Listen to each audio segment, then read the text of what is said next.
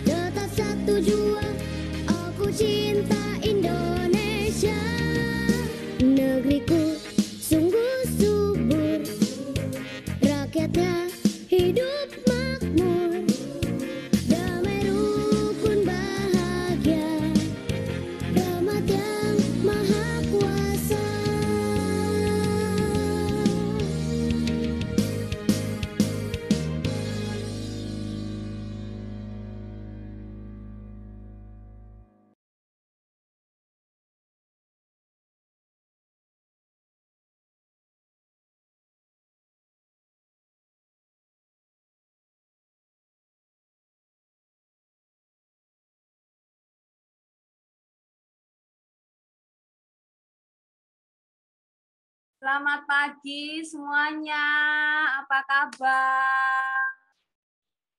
Wah, senang sekali ya ketemu hari ini di pembukaan bulan bahasa. Kayaknya masih lemes-lemes, belum ready kayaknya ya. Mau disapa lagi. Selamat pagi semuanya.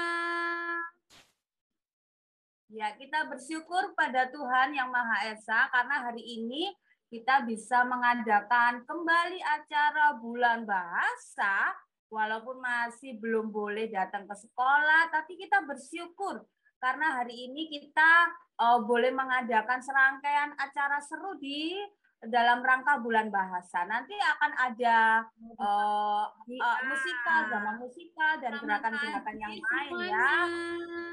Oke. Tidak akan lama-lama lagi karena sulit juga hari ini tidak sabar bisa mengadakan kembali acara yang akan diadakan Elion pada pagi hari ini. Sebelum kita mulai, kita mau berdoa dulu. Mari kita tundukkan kepala, kita mau berdoa, kita mau minta pimpinan Tuhan supaya acara bulan bahasa ini bisa berjalan dengan lancar. Yuk kita berdoa. Tuhan Yesus, terima kasih karena pagi yang indah ini yang sudah Tuhan anugerahkan buat kami, sehingga kami boleh menikmati berkat Tuhan yang baru. Hari ini kami akan melakukan banyak kegiatan dalam rangka pembukaan bulan bahasa. Kami mau serahkan semuanya ke dalam tangan Tuhan. Kami mau menyerahkan pembicara, menyerahkan setiap acara, sehingga kami boleh menikmatinya dan kami boleh belajar banyak hal dari acara bulan bahasa ini. Terima kasih Tuhan Yesus, di dalam nama Tuhan Yesus kami berdoa dan bersyukur. Amin. Oke, untuk yang pertama, kita akan langsung menuju Miss Naomi. Miss Naomi sudah siap di sana? Halo Miss Naomi, selamat pagi. Selamat pagi Miss Uli. Ya, apa kabar Miss Naomi? Pasti Miss Naomi juga bersemangat ya hari ini. Harus semangat. Ya, temanya apa Miss Naomi hari ini Miss Naomi? Bulan bahasa kita? Aku cinta Indonesia. Iya. Oke, untuk yang pertama kali kita mau dengarkan sambutan dari Miss Naomi sebagai PIC Bulan Bahasa. Silakan Miss Naomi. Terima kasih Miss Uli. Halo anak-anak semuanya. Salam, selamat pagi. Bagaimana kabarnya? Semoga kita semua tetap dalam kasih dan pemeliharaan Tuhan. Hari ini Miss Naomi mewakili sekolah Elion Christian Primary School dan Pelita Jaya School. Mengucap syukur atas kemurahan Tuhan, kita bisa bertemu kembali dalam acara bulan bahasa yang tahun dulu kita sudah lakukan, tahun ini kita akan lakukan ya. Kita akan laksanakan mulai hari ini tanggal 19 sampai 29 Oktober 2021. Adapun untuk acara bulan bahasa kali ini, sekolah kita di primary mengambil tema Aku Cinta Indonesia. Semuanya cinta Indonesia. Dalam acara nanti ada banyak kegiatan yang akan kita lakukan sebagai aksi nyata bentuk rasa cinta kita terhadap Indonesia. Salah satunya hari ini kita bekerja sama dengan tim PSS Peduli Sungai Surabaya yang sudah diwakili oleh Bapak Winardi. Kita akan belajar apa yang dimaksud dengan bijak nyampah, berpikir sebelum menghasilkan sampah, dan bertanggung jawab setelah menghasilkan sampah. Wow, seperti apa itu? Apa yang harus kita lakukan? Nanti lebih lanjutnya kita akan dijelaskan lebih lengkap oleh narasumber kita. Nah, semua dengan kegiatan ini kita semua boleh semakin mengerti. Miss harapkan kita semakin bijak juga di dalam mengolah sampah di rumah kita masing-masing, dimanapun kita ada ya. Dan ada banyak hal yang bisa kita lakukan sebenarnya. Mulai dari hal-hal kecil untuk hidup menjadi berkat bagi orang lain, bagi bangsa kita tercinta Indonesia, dan terlebih lagi bagi kemuliaan Tuhan. Atas nama sekolah, sekali lagi, Miss mengucapkan banyak terima kasih untuk tim PSS yang sudah bersedia meluangkan waktunya menjadi narasumber pagi hari ini dan mendampingi kita dalam melaksanakan aksi nyata Aku Cinta Indonesia. Dan semua yang terlibat dalam acara Bulan Bahasa. Semoga dari awal sampai akhir acara ini boleh berjalan dengan baik dan lancar dan nama Tuhan dipermuliakan. Akhir kata, Miss Nomi ucapkan terima kasih. Tuhan Yesus memberkati. Terima kasih Miss Nomi. Oh iya, Miss Uli mau menyapa juga anak-anak yang sudah bergabung melalui link YouTube dan Instagramnya Elion. Selamat pagi semuanya. Walaupun tidak bisa berinteraksi secara langsung, tapi Miss Uli tahu, Miss Uli yakin bahwa semangat kita juga nyampe loh ke anak-anak semua melalui YouTube ya dan Instagram. Langsung saja kita menuju ke pembicara kita berikutnya yaitu Pak Winardi. Silakan Pak Winardi. Selamat pagi Pak Winardi, apa kabar? Di-unmute dulu Pak, silakan. Sorry Miss, lupa unmute nih. Iya. Apa kabar Selamat Pak pagi Winardi? semuanya. Sehat Miss. Ya. Terima kasih sudah diundang, dikasih kepercayaan untuk berbagi sharing di sini buat adik-adik semuanya yang ada di live Instagram sama di YouTube ya. Semoga dalam kondisi yang semangat, fresh semuanya. Kayak gitu. Sebentar saya mau sharing kan materinya, semoga bisa jadi berkat, semoga bisa dicerna dengan baik dan bisa diaplikasikan ke depannya. Seperti itu. Semoga bermanfaat buat adik-adik sampai masa depan berikutnya, sampai jadi generasi yang benar-benar bertumbuh, berbagi buat bangsa ini, jadi berkat dimanapun adik-adik berada. Ya, itu Miss. Saya langsung mulai. Boleh Miss? Ya, silakan Pak, silakan. Ya. Jadi sambil share materinya sudah ada ya Miss ya, langsung tayang ya ini ya. Ya, ya Pak. Yap.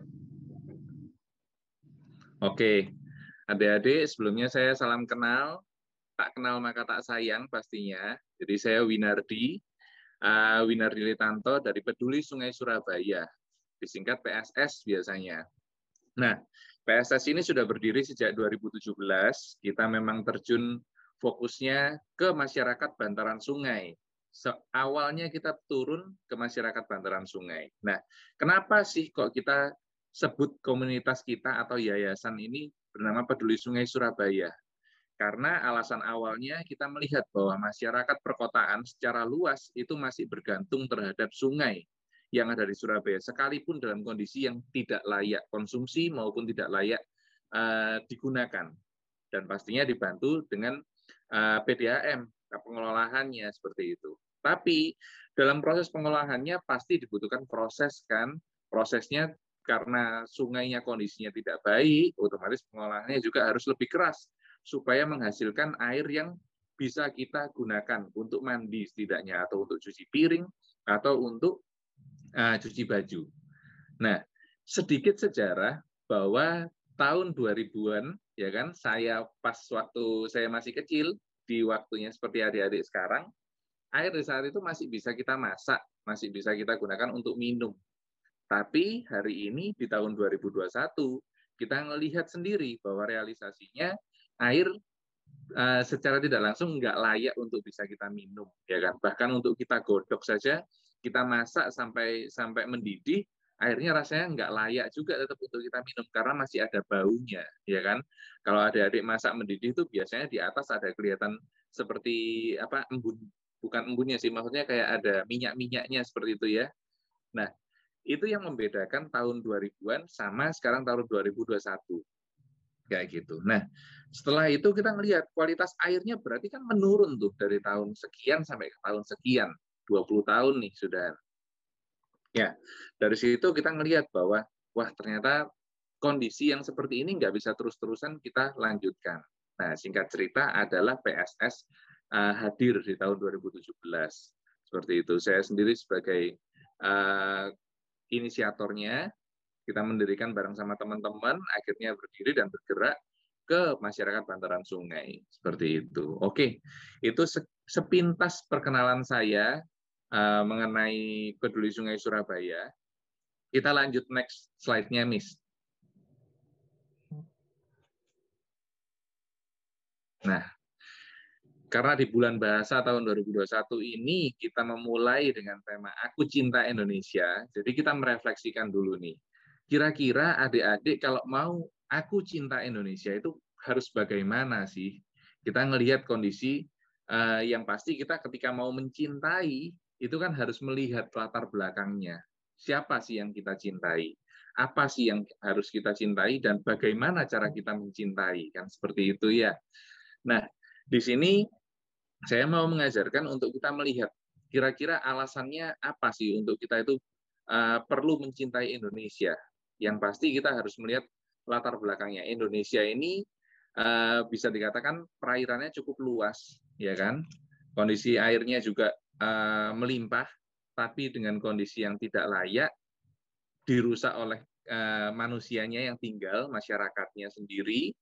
Tapi sebenarnya kita masih bisa juga untuk memperbaiki, sekalipun kita turut bersumbangsi ya merusak, tapi kita masih bisa untuk bersumbangsi juga untuk bisa mengembalikan kondisi sungai ini. Seperti itu.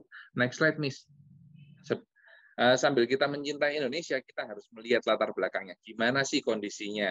Nah, khususnya saat ini PSS itu fokusnya kan di sungai. Di sungai, dan kita melihat kembali lebih tajam lagi bahwa kondisinya persampahan. Karena gaya hidup yang kita jalani setiap harinya itu terus menghasilkan sampah dan terus mencemari sungai. Seperti itu. Enggak sungai aja, ya sungai, ya laut, ya kan, ya daratan, seperti itu.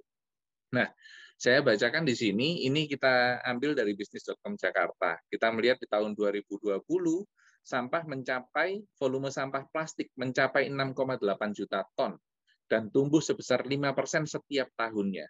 Adik-adik bisa bayangkan, tahun 2020 sampai sekarang kondisi sungainya seperti itu. Nah, ini kalau kita melihat dari mengenai sampah dari tahun 2020 6,8 juta ton untuk plastik saja loh itu.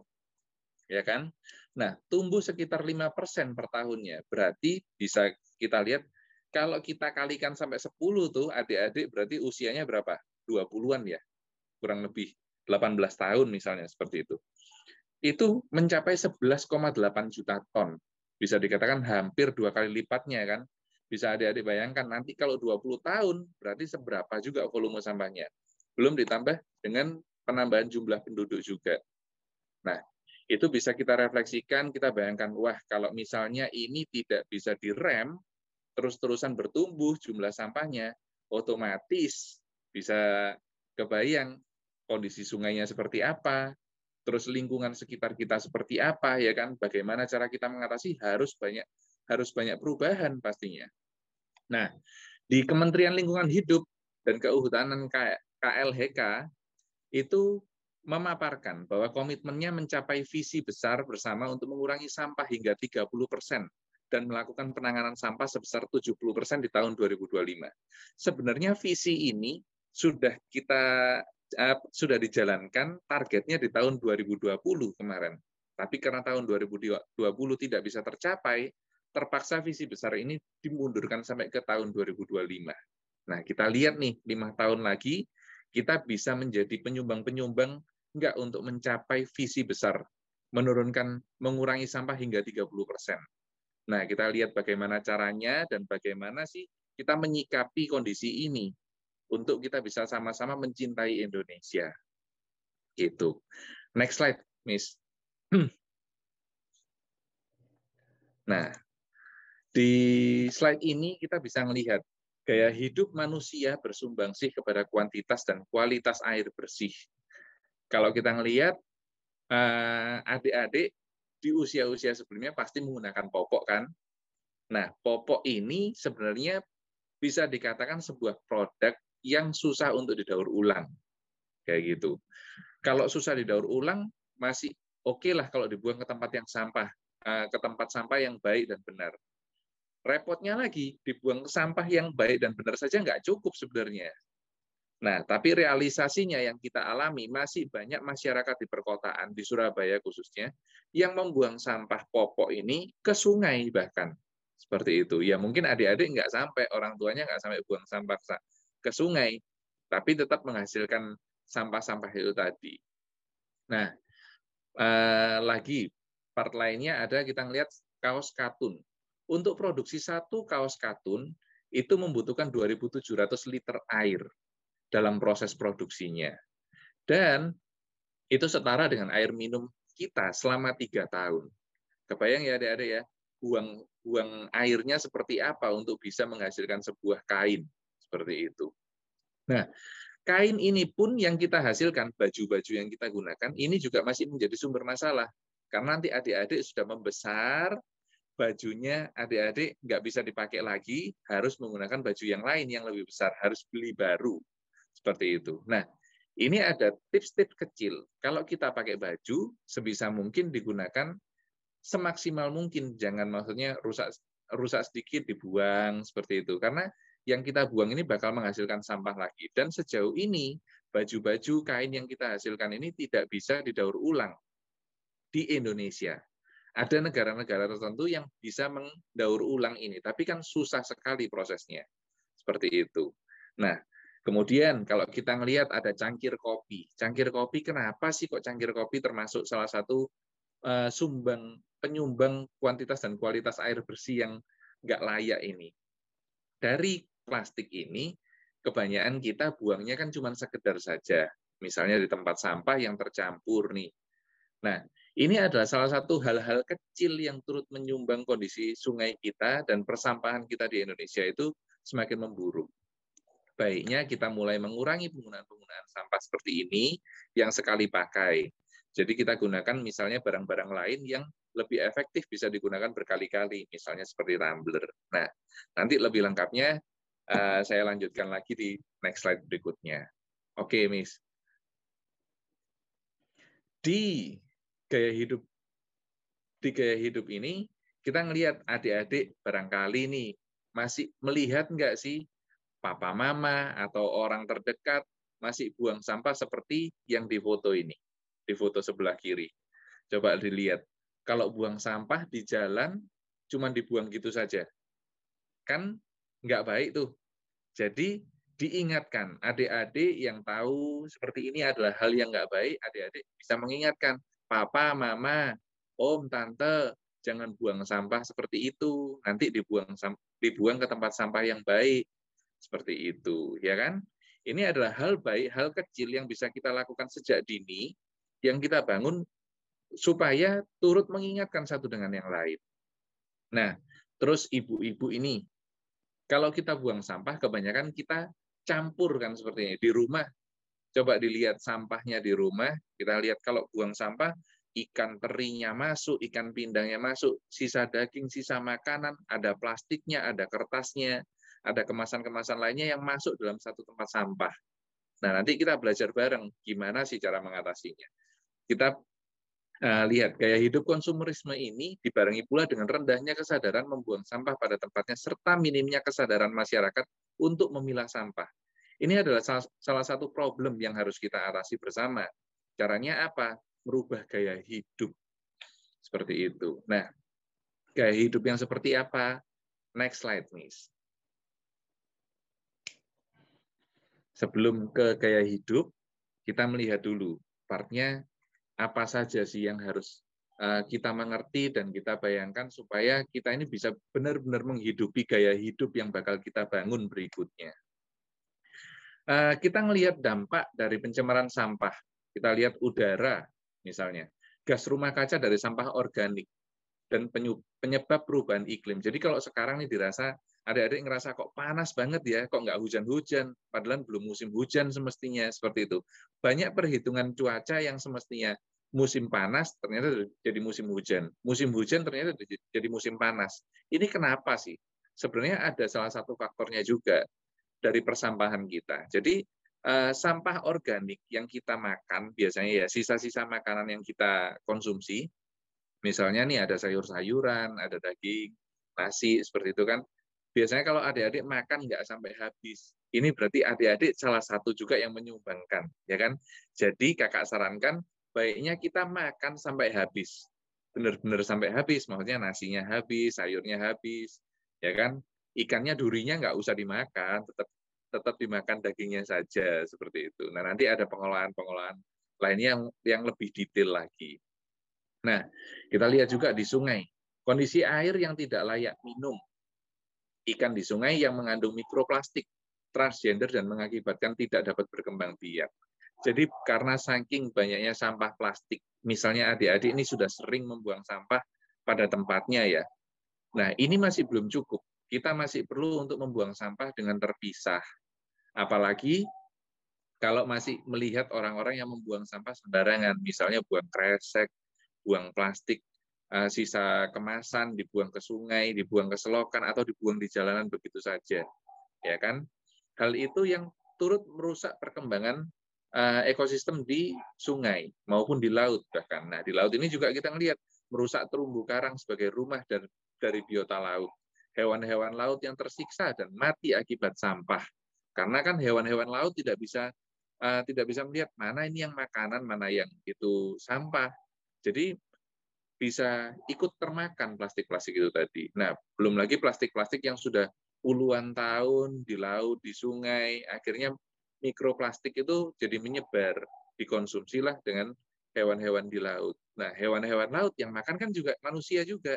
Jadi kita juga ikut terpapar dengan mikroplastik atau sampah plastik yang sudah membaur di perairan kita. Nah, di darat nih, masalahnya kenapa ya kira-kira kok di darat jadi masalah juga sampah ini? Penumpukan sampah yang mengurangi ruang hidup demi digunakan untuk TPA. Jadi di kota Surabaya, kita itu masih ada namanya TPA, tempat pembuangan akhir. Tempat pembuangan sampah yang skalanya besar sekali. Nah, tahun 2020 kita sudah menutup TPA yang salah satu TPA yang ada di Surabaya, di Keputih dari tahun 2016. Nah, tahun 2025 apakah bakal kita harus menutup ruang hidup lagi TPA di Benowo? Di Surabaya ada TPA lagi yang besar di Benowo namanya, seperti itu. Nah, kondisi TPA ini kan karena skalanya besar sekali, otomatis ini berpengaruh terhadap orang-orang masyarakat di sekitarnya. Kita bisa melihat kondisi sekitar TPA pastinya bau dan kotor sekali. Kalau adik-adik jalan-jalan ke sana, pasti ntar bisa bingung, waduh di sini sana sampah, baunya kok kayak gini ya, kok pusing, kok mual, seperti itu. Nah, terus membahayakan juga petugas sampah. Misalnya nih sampah-sampah yang kita buang, nggak cuman sampah-sampah yang aman aja di kaki. Kan bapak-bapak yang di sana, ibu-ibu yang pemulung ngambilin sampah, harus benar-benar aman untuk memastikan memilah sampahnya itu tadi. Bayangkan untuk memilah sampah demi memungut plastik atau barang-barang material yang masih bisa digunakan, yang masih bisa dijual. Seperti itu. Nah, kemudian yang pasti sampah-sampah yang kita hasilkan, yang kita tumpuk di daratan, itu mencemari air sumur karena ada resapan. Jadi air yang ada di bawah tanah itu turut meresap kondisi sampah yang ada di daratan. Seperti itu. Oke, jadi ini yang kita lihat permasalahan besarnya. Terlalu banyak sisi yang dirusak, mulai dari udara, sungai, laut, maupun darat. Semuanya dirusak karena akibat sampah. Sampah itu hadir karena kondisi gaya hidup kita yang terus menghasilkan sampah dan kita kurang bertanggung jawab. Seperti itu. Nah, ini beberapa yang langkah-langkah yang PSS kerjakan. Next slide ya, Miss. Di slide berikutnya itu kita melihatkan beberapa program sesederhana mungkin yang kita buat. PSS adalah sebuah komunitas di mana kita menjadi wadah supaya banyak teman-teman yang mau terlibat terhadap kegiatan ini bisa kumpul bareng dan kita berdiskusi apa sih yang harus kita kerjakan. Seperti itu. Jadi PSS adalah sebuah komunitas tempat wadah kita berkumpul untuk berkontribusi terhadap kota Surabaya, terhadap kondisi sungai dan persampahan yang ada di Surabaya. Syukur-syukur kalau kita bisa berdampak buat kota-kota lainnya. Nah, kemudian kedua kita ada program namanya Bijak Nyampah. Nah, Bijak Nyampah ini adalah gerakan di mana kita mengedukasi, seperti kita mengedukasi adik-adik di sini, di Elion, bagaimana kita ini bisa berpikir sebelum menghasilkan sampah dan bertanggung jawab setelah menghasilkan sampahnya. Seperti itu. Yang ketiga ada donasi sampah. Donasi sampah ini adalah nanti di titik akhirnya kita akan belajar bagaimana kita mendonasikan sampah atau memilah sampah yang kita hasilkan hasilkan untuk didistribusikan kepada orang-orang yang memang membutuhkan. Misalnya dari pemulung, dari petugas sampah yang dia mau memilah sampah, maupun ada yang namanya bank sampah. Seperti itu. Supaya sampah-sampah yang dihasilkan, yang sudah terpilah, masih layak daur ulang, itu bisa diberikan, bisa didaur ulang, dihasilkan menjadi produksi yang baru, yang layak, dan tidak mencemari lingkungan pastinya. Seperti itu. Nah, yang keempat ada Lestari Sungaiku. Ini adalah bentuk dedikasi kita terhadap masyarakat bantaran sungai.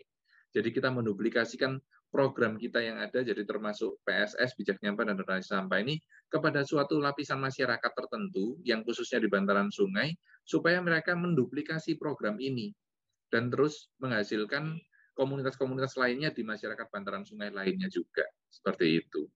Next slide, Miss. Itu bentuk program kita, PSS, dan yayasan itu yang bisa kita dedikasikan. Nah, kita belajar lebih detail nih, mulai lebih dalam, jadi adik-adik boleh menyimak lebih fokus lagi, kira-kira dibayangkan sambil melihat kanan kiri, kira-kira sampah apa aja yang setiap hari itu saya hasilkan ya, seperti itu kan. Nah, kita lihat bijak nyampah adalah sikap atau perilaku berpikir sebelum menghasilkan sampah. Jadi kalau kita mau menghasilkan sampah nih, misal kita mau minum air mineral, kita berpikir, wah mau beli air mineral atau bawa air mineral dari rumah ya. Kalau bawa kok capek rasanya bawa botol, kan berat. Seperti itu. Nah, lebih baiknya kita berpikir sebelum menghasilkan sampah ya kan. Jadi baiknya kita bawa tumbler, sekalipun sedikit lebih berat. Tapi setidaknya kita tidak menghasilkan sampah botol plastik yang cuma sekali pakai. Seperti itu. Misal pakai sendok plastik. Kalau misalnya kita bawa makanan dari luar ke rumah, nggak usah pakai sendok plastik, Pak. Kayak gitu kan. Jadi minta sama papa mama, kalau misalnya lagi makan di luar, kok ada sendok plastiknya misalnya, nggak usah, kalau bisa pakai sendok yang stainless yang bisa dipakai berulang kali, seperti itu. Nah, terus kalau setelah kita sudah mengusahakan, mengerjakan, kita berpikir sebelum menghasilkan sampah, tapi terpaksa nih memang harus menghasilkan sampah mau tidak mau, ya kan? Kalau sudah terlalu haus dan memang nggak ada jalan keluar untuk butuh minum, mau nggak mau kan beli tuh. Ya sudah, memang kita harus mengorbankan, belajar. Besok lagi kita bawa tumbler sekali lagi. Tapi kalau nggak bisa, ya sudah kita beli air kemasan dalam botol itu. Nah, kemudian kita harus bertanggung jawab. Kita memikirkan gimana ya sampah ini supaya tidak sampai mencemari lingkungan. Dan kita berpikir gimana sampah ini yang saya hasilkan masih ada nilai ekonomisnya, masih bisa diberikan kepada orang yang membutuhkan. Kita berikan itu secara cuma-cuma supaya bisa difungsikan dan tidak mencemari lingkungan. Seperti itu. Oke, next slide, Miss.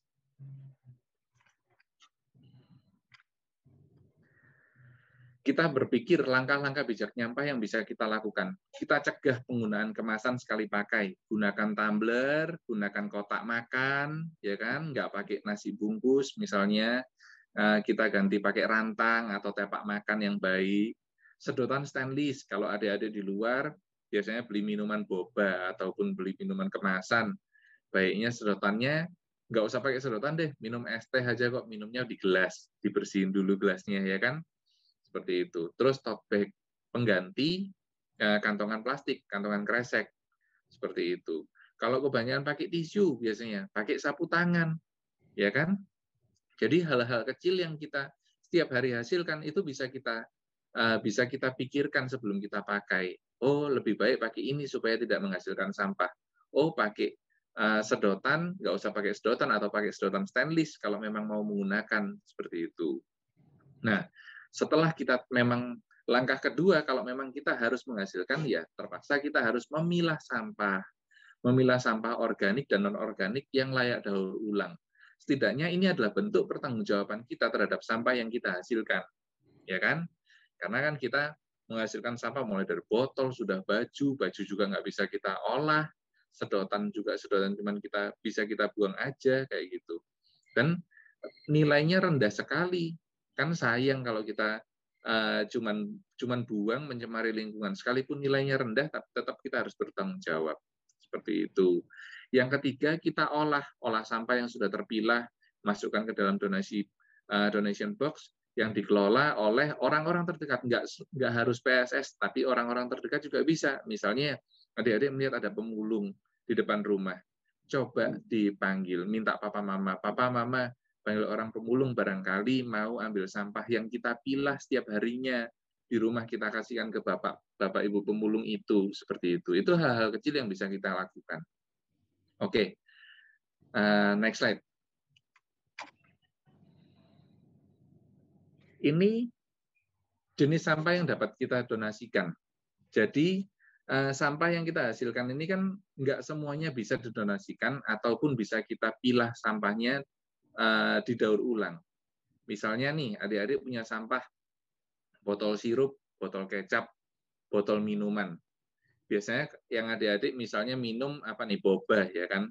Boba, kalau misalnya adik-adik cuman pilah saja, setelah minum boba, otomatis kan basah tuh, dan gulanya masih banyak. Otomatis mengundang semut dan lengket dan merusak sampah-sampah lainnya kalau adik-adik kumpulkan.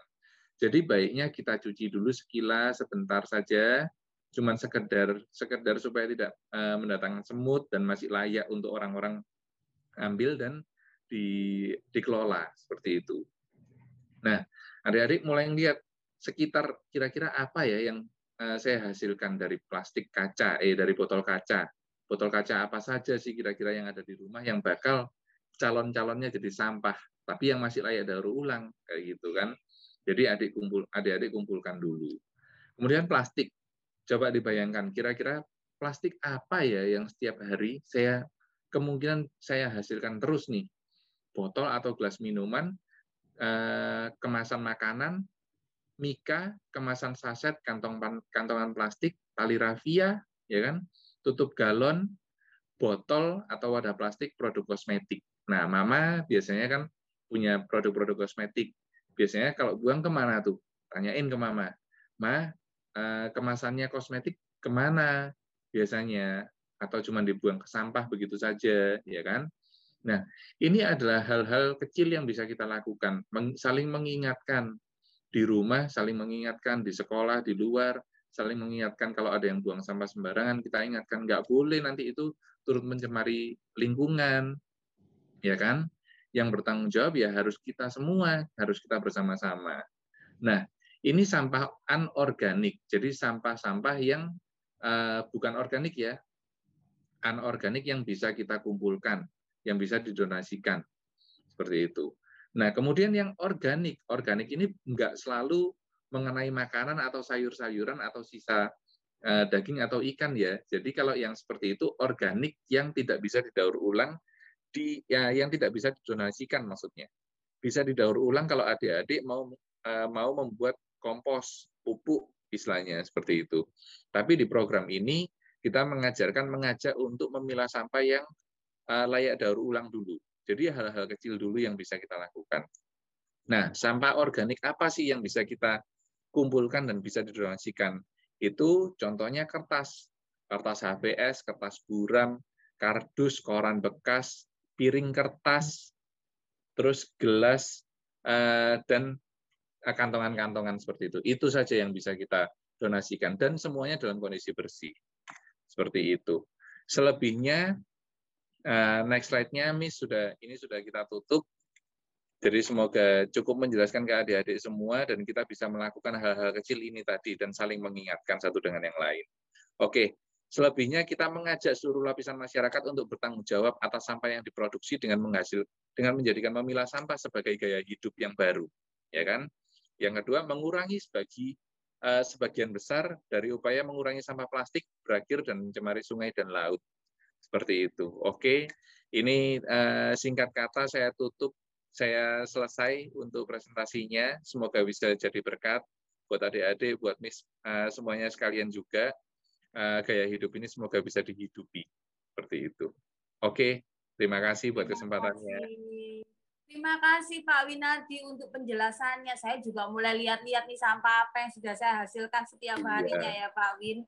Yang terpenting berarti mengubah pola hidup kita supaya dapat mengurangi sampah, itu intinya ya Pak Win. Iya. Betul, ini ya, ada satu pertanyaan Pak dari Michael Ruslim. Pak, kenapa ya udara kok makin lama makin panas begitu Pak katanya? Betul, tadi kan sempat saya ceritakan kalau kondisinya musim sekarang kan cuacanya nggak menentu, mestinya musim hujan jadi musim panas. Ini karena salah satu faktornya ya, kalau dari mengenai persampahan, karena dari gas metan yang kita hasilkan. Gas metan itu dari mana? Dari sisa-sisa makanan yang kita hasilkan. Di pasar banyak sayur-sayuran yang terbuang. Makanan kita makan, sisanya kita buang. Nah, ini yang menjadikan gas. Jadi gas metan ini tadi yang turut mempengaruhi perubahan cuaca, seperti itu. Terus kemudian air sungai juga, karena ya ini berpengaruh semuanya, terlalu luas sih untuk dijelaskan memang. Air sungai yang kondisinya semakin tidak layak kan menguap tuh naik ke atasnya. Nah, ini juga yang mempengaruhi juga. Kok di atas di awan-awan, tapi kok nggak bisa turun-turun ya, kok nggak hujan-hujan, seperti itu. Karena kondisi airnya juga kan terlalu banyak bahan-bahan kimia yang lain yang sudah tercampur. Seperti itu, turut mempengaruhi penampungan awan di udara, seperti itu. Ya, Pak Win, terima kasih untuk penjelasannya.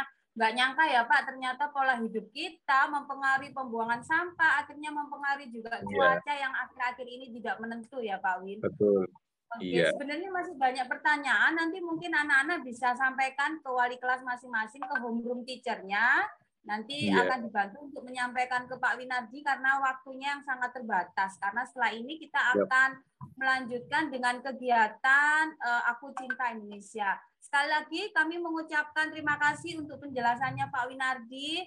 Dan kami berharap ini ya semua dapat merubah mindset kita untuk kembali peduli terhadap sungai di Surabaya, juga bagaimana pembuangan sampah dan pengolahan sampah sehari-hari di rumah.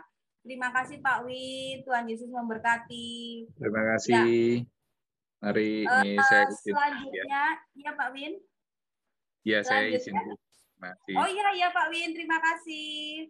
Mari. Selanjutnya kita langsung akan menuju ke kegiatan berikutnya, yaitu Aku Cinta Indonesia. Anak-anak bisa join ke link yang sudah dijelaskan oleh homeroom teacher. Sebelum kita menuju ke arah sana, kita akan tutup dulu acara pembukaan bulan bahasa ini dengan berdoa. Mari kita berdoa. Tuhan Yesus, terima kasih untuk penjelasan yang boleh kami dengarkan dari Pak Winardi.